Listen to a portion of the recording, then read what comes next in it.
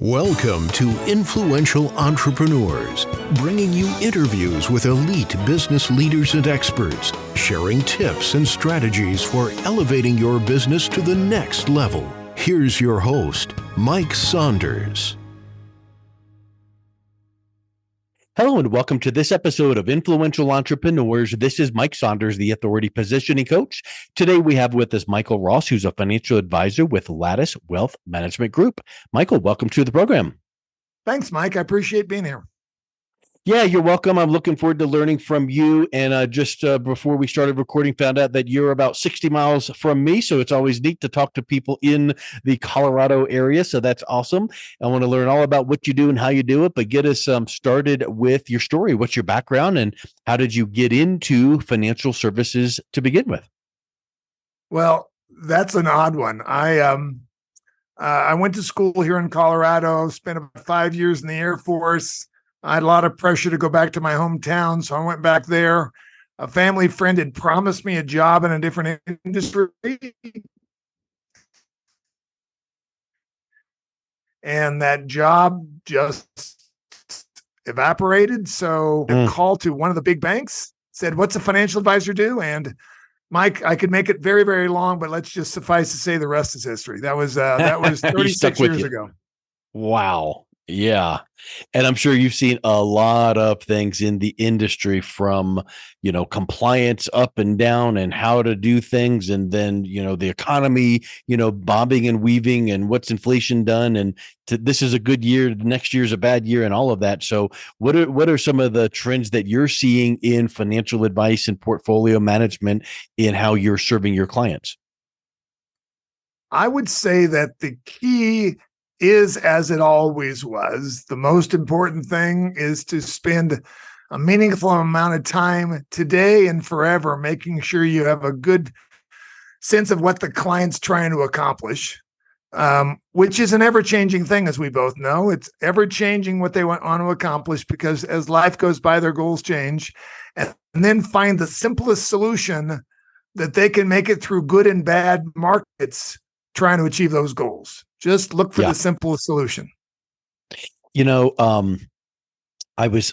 ever read the book Building a Story Brand by Donald Miller? I know the book. Yes. It's one of my favorites. I would highly recommend reading it. One of the key points he talks about is what you just said. He says, when you confuse, you lose. So keep it simple. Even though you might have underneath the surface all kinds of wonderful things that you do and provide and solve for the client, what's the main thing? What's the one thing? What's the simple thing that would stick in someone's mind to go, oh, Michael does this. Okay, tell me more.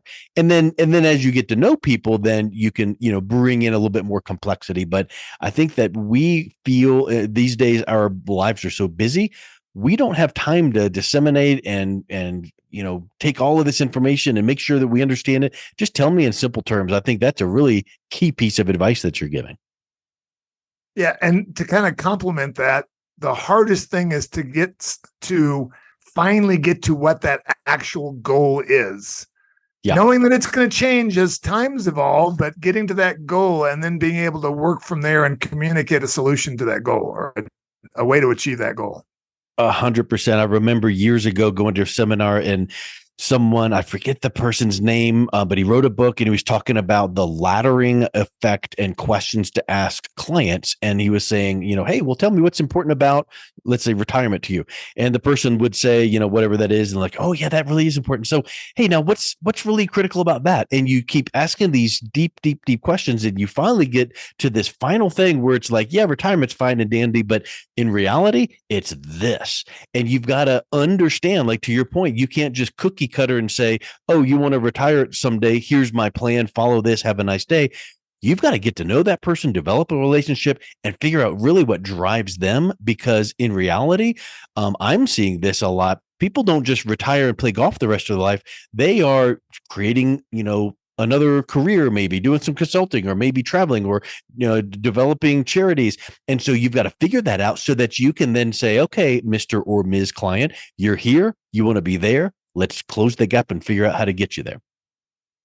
Well, and to add on, one of the things we all learned during the pandemic is what it's like to spend days and days, weeks and months at home. And many of us say, you know what, that's not my ideal life. I got to build something else instead of, and technology enables this, but the pandemic taught us a lot about what this perception of reality might be in terms of retirement. You got it. So let's talk a little bit about what you're seeing trend wise. What are some of the economic indicators you're seeing out there right now triggering? And what kind of are some of the best indicators that people need to key in on? So we're going to go back to that simplicity theme, Mike. I would say that one of the key metrics out there remains what short, intermediate, and long-term interest rates are. They're behaving like they did when we were kids back in the 80s and the 70s in terms of very high short-term rates and actually declining as you go out in time in terms of interest rates. At some point here, that changes. And when that changes, markets are going to respond to that. The other thing I've discovered, and this really goes back to the Fed governors and their evolution to a more transparent world, you can learn a lot from the speeches that Fed governors make and get a sense of what's going on in the economy far better than listening to a handful of prognosticators on TV or on the internet, because in most cases, those folks might have an agenda beyond just giving you the facts. So keep it simple, use interest rates, use credible sources, and recognize that, from a linear perspective, markets go up over time. Yeah. And, I think that one thing that I would even add to that is know your risk tolerance and appetite for volatility given your age compared to how soon you want to retire. Like at the age 30, you might have a lot of runway before retirement, so you can handle volatility and risk. Whereas at age 55 and you want to retire at whatever age, you might need to tighten up the hatches and go, we need to take that volatility out of the equation as much as possible. I would agree with that. And there are multiple different elegant solutions to that problem. You just got to work through it. Yeah, 100%. So talk a little bit about how you serve your clients. I know that it's such a broad approach to say, I help people retire well, but what are some of the approaches that Lattice takes in bringing to your clients awareness, what they should be considering to make sure that they are experiencing a good retirement? So we aren't really fond of doing risk questionnaires and things like that. What we really spend a lot of time doing, we have just under 100 clients. Those with the most complex situations we talk to no less than once a month, just kind of making sure we're making the progress the way we need to. Those with a little less complex situation, we pretty much talk to once a quarter. And it's more about them than it is about markets and performance. I want to find out what's changed. People get older, they choose or not choose to retire. They deal with tax situations. They deal with the state situation. They deal with their kids and others. I want to make sure we are very contact heavy in terms of our conversations. In terms of the investment side, we have discovered over time, we've been managing common stock and bond portfolios for 25 years. We've discovered that to address the tax issues primarily, we're far better off doing that ourselves because there are ways that we can kind of customize the circumstances. And you mentioned the volatility thing. There's really some elegant ways to address dealing with the stocks and bonds and cash in people's accounts and volatility, especially when you can manage the portfolios yourself. So I would say contact and customizing kind of the investment profile are our two strengths. Yeah, that's huge because it cannot be cookie cutter. It can't be a template. Everyone is different. Everyone has different needs and desires and goals. So I love when I hear that from people like, hey, we sit down and and treat you like a human, and we develop a relationship, and you're not just another number. And I know that that sounds like lip service, but why is it that the public many times has such a hard time choosing a financial advisor? Because they hear that from a lot of people. What are some things that they can really look for and make sure of when they're looking for a financial advisor? Oh, this is a very, very good subject. This subject could take an hour by itself. So one thing we've learned is there are hundreds and hundreds of financial advisors with different interests and different strengths. Hundreds of them. The public has an enormous job, and it takes a lot of interviewing, and it also makes sure that they know, the public knows, that if the financial advisor's interests and the client's interests diverge, they can always change financial advisors. Get an idea of what kind of continuing education they take. Get an idea of how many clients they have. Give it an idea of their contact approach. How often do they talk to you? Do you need to call them? Will they call you? Get an idea of those kinds of things. The other thing that I'll say that's important, Mike, in the world that we live in today, where it's easy to get on the phone, it's easy to do a Zoom call, those questions with a financial advisor ought to be pleasant conversations, but they really ought to do it face to face, because, as you know way better than I do, so much of our communications is nonverbal.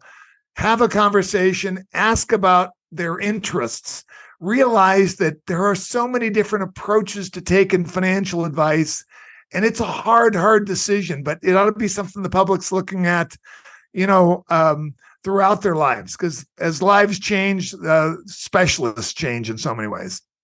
Yeah. Here's a kind of a curveball question I would pitch to you, which is, what is a question that you would ask to an advisor, and depending on their answer, it would be a big red flag that you would be able to smile and kind of say, thanks for your time, and then kind of go, this is not the one I need to work with? What are some of those things that the public need to be watching out for, listening for, that an advisor would answer that would confirm for them this is not a good fit? Well, I would start by looking at that advisor's background. I've discovered that advisors develop out of several different financial services subsector industries. And I would, if I were the interviewer, I'd say, tell me why you're doing what you're doing now versus what you were doing 5 or 10 years ago. In so many cases, if they came out of just providing financial plans, they have one mindset. If they came out of insurance, they have another mindset. If they came from one of the big banks, they have a different mindset. And I would explore really how their thoughts have evolved based upon their background, based upon how they were developed. I bet you would agree with this. So much of our development as professionals came out of that first job out of college, out of that first career. And that's kind of where you built out your skill set and what you're interested in. Spend some time asking questions about their background and what caused them to evolve their practice and things like that. I like that approach, because, like you said, if someone comes out of a banking background, they might be myopic in what they promote. Or I used to be in the insurance industry, so all I can sell is annuities and insurance products. Nothing wrong with those. You need a balanced approach, but that really does give you a little bit of a glimpse into what they are thinking, and why have you changed, or have you changed your approach in the last 5 years? If someone has said, nope, we just kind of keep on plugging away, that could be a red flag right there, because there's always things to change. Inflation rears its ugly head every so often, and so do interest rates up and down. The bonds are better one day than the next year. So I think that you need to ask that question and be aware of their answer. And if they stumble and bumble, that could be a red flag for you. That's what I've discovered. People come from all kinds of industries, and that creates, as you just said, a bit of a bias toward that industry, or perhaps against that industry. But exploring those biases lend themselves to a key part of the perspective they have in giving you advice. Now, that's no different in medicine. That's no different in accounting or law. But in those other areas, the different tracks are very well presented. You go to specialists in those areas, and few financial advisors say this is my specialty because they're out there competing with everyone else looking for clients. Yeah. Well, it sounds like you give such tight, close service to your clients and build those relationships that you get referrals. What are the types of clients that are typically introduced to you? Do you have specific needs that you're meeting that you find trends in that they're coming to you for? Well, I've been doing this for a long time. And as a consequence of that, I am dealing with estates and clients who are aging and need to make sure that things are taken care of for their kids and grandkids a lot. But by the same token, I spend a meaningful amount of my time in the Bay Area, Silicon Valley, whatever you want to call it. And I end up working in that case with younger employees that have equity compensation. Those are kind of two bookends on life, but I find myself in both areas just because I've been doing this for so long. Yeah. And it's interesting because the ones that are on the younger side, you can be saying, hey, look, we need to be planning way down the road for legacy planning, exit planning. What are you doing for, that kind of thing? Because I've got so many clients that I'm, helping with the estates. So it really gives you a nice balance that way. I think that's a good mix. Well, and what you discover is the things that when you were young, you recommended. Once you get older and you see how those things play out, it changes your perspective on some of the things you're recommending to young people. Yeah, 100%. There's a great life lesson right there. We should take that soundbite and just make that, put it on a plaque. There you go. Well, Michael, it's been so great chatting with you. If someone is interested in reaching out and connecting with you, what's the best way that they can learn more? Well, I would say that if it's a client, if it's a person looking for investment advice, go to the www.mylatticewealth.com. On the other hand, if it's a young financial advisor who's looking for some input on how to think about their careers, I wrote a book last year, and if you go to a different website, which is www.justbuildwealth.co, that website has the curriculum for young financial advisors on it. So either way, depending on someone's interest, they can go to either website. Excellent. Well, thank you so much for coming on today. It's been a real pleasure talking with you. Thank you for having me, Mike. I really appreciate it. You've been listening to Influential Entrepreneurs with Mike Saunders. To learn more about the resources mentioned on today's show or listen to past episodes, visit www.influentialentrepreneursradio.com.